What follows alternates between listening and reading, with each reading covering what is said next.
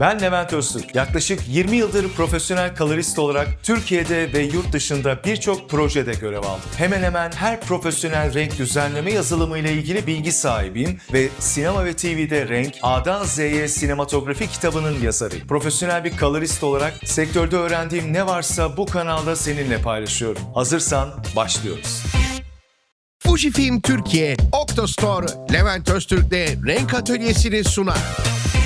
Renk düzenleme yaparken kullandığımız ölçüm araçları video sinyalinin teknik doğruluğunu değerlendirmek için çok kullanışlıdırlar. Ancak görsel olarak doğru gibi görünen bir görüntü sinyal seviyeleri açısından hatalı olabilir. Waveform monitör ve hatta tüm teknik ölçüm araçları teknik sorunları tespit etmemizi sağlar, ancak burada çok önemli bir ayrımı hatırlamamız gerekiyor. Teknik doğrulukla estetik doğruluk aynı şey değillerdir. Hatta sanat tarihi boyunca da bu ayrım defalarca karşımıza çıkar. Mesela Rönesans döneminde sanatçılar perspektif, anatomi ve ışık gibi teknik doğruluklara büyük önem verirken barok ressamlar bu teknik kuralları dramatik etki uğruna esnetmişlerdir. Caravaggio'nun ışık gölge kullanımına bakarsak teknik olarak bazı bölgelerin tamamen karanlıkta bırakıldığını görürüz ama bu onun dramatik anlatım gücünü zayıflatmaz. Aksine güçlendirir. Benzer şekilde Rembrandt'in tablolarındaki siyahlar ya da beyazlar hiçbir zaman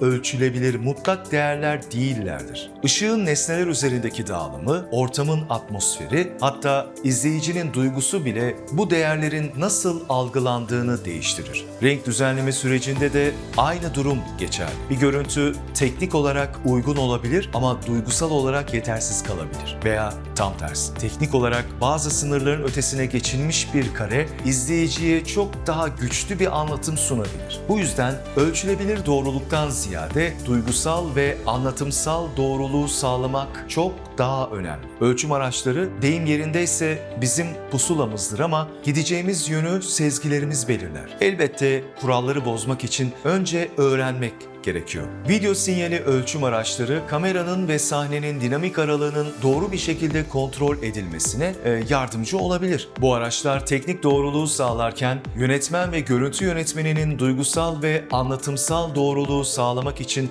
estetik kararlar almasına da yardımcı olabilir. Bu arada kısaca dinamik aralıkla ilgili birkaç cümle söylemekte de fayda var. Dinamik aralık yalnızca kameranın sensör tarafından ölçülen en koyu gölge ile en parlak beyaz arasındaki ışık farkı değildir. Önemli olan bu aralığın seyirciye nasıl iletildiğidir. Ve bu duygusal bir süreçtir. Biz ışığı sadece görmeyiz, aynı zamanda hissederiz ve yorumlarız. Tonların yeniden dağıtılması aslında görüntüdeki tüm parlaklık seviyelerine bir anlam kazandırır. Gölgeler karanlık kalabilir ama bu gizem veya gerilim yaratabilir, öyle değil mi? Parlak alanlar aşırı pozlanmış gibi görülebilir, hatta patlayabilir de ama bilinçli yapılırsa anı, hafıza ya da rüya hissi verebilir. Orta tonlar, hava durumu veya karakterin ruh halinden mekanın atmosferine pek çok duygu hissettirebilir. Bu nedenle dinamik aralık bir sensör değeri değildir. Size bir tavsiye. Ne yapmak istediğinizden emin değilseniz aynı sahneyi 3 farklı şekilde düzenleyin. Sıkıştırılmış yani düşük kontrastlı, genişletilmiş yani yüksek kontrastlı